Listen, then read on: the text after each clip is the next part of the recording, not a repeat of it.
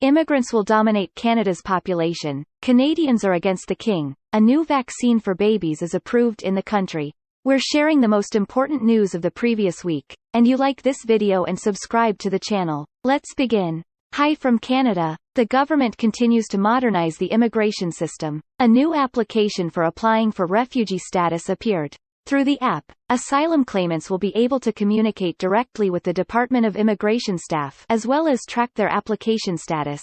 So far, the innovation is available only to those who are already in Canada.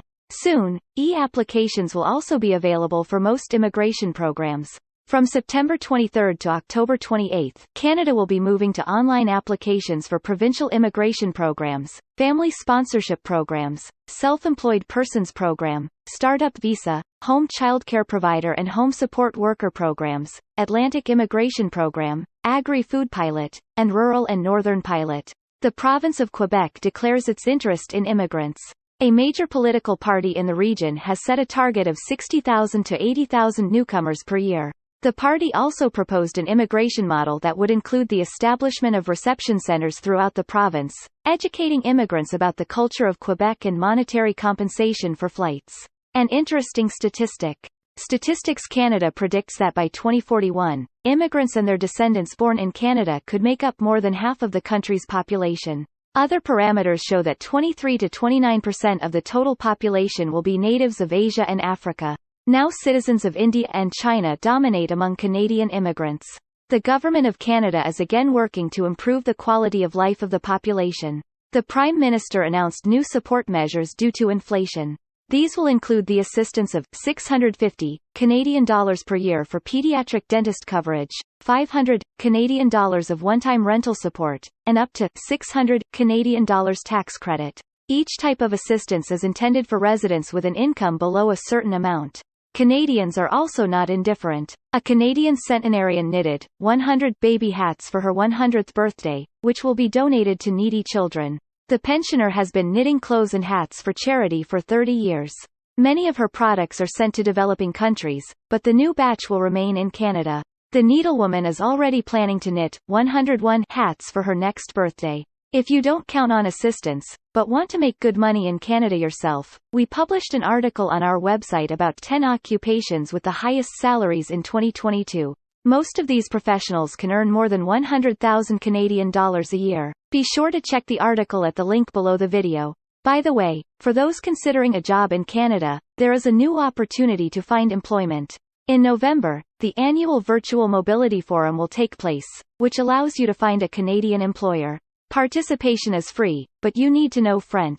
There are some other requirements. It is enough to meet one of them.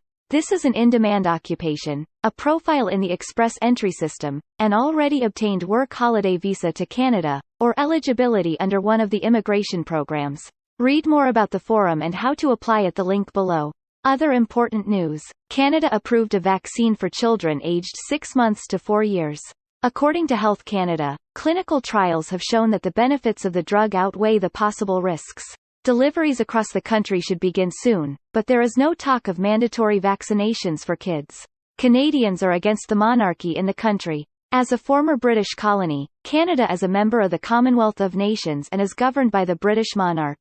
A recent survey showed that 51% of the Canadian population no longer wants such a government, and this figure is growing every year.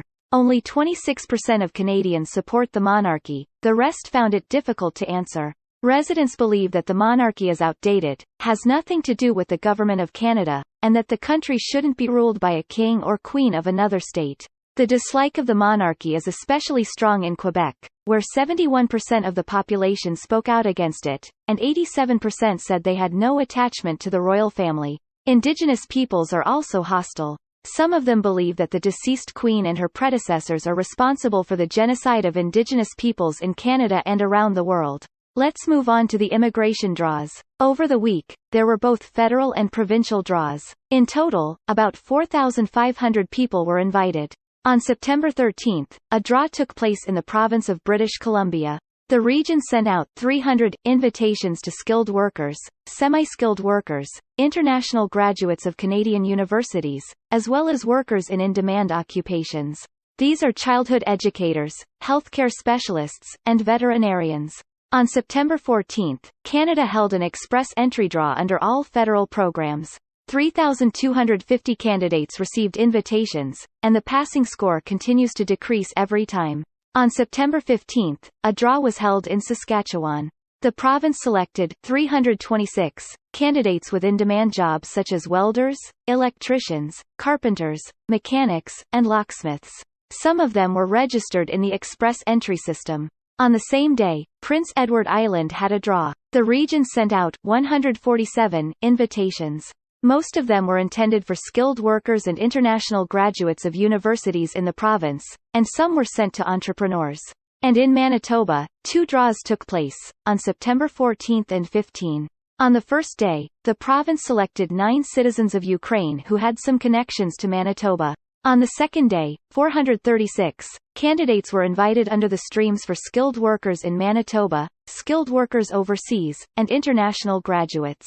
Please like this video, subscribe to the channel, and click on the notifications bell icon to stay up to date with new videos. See you in Canada!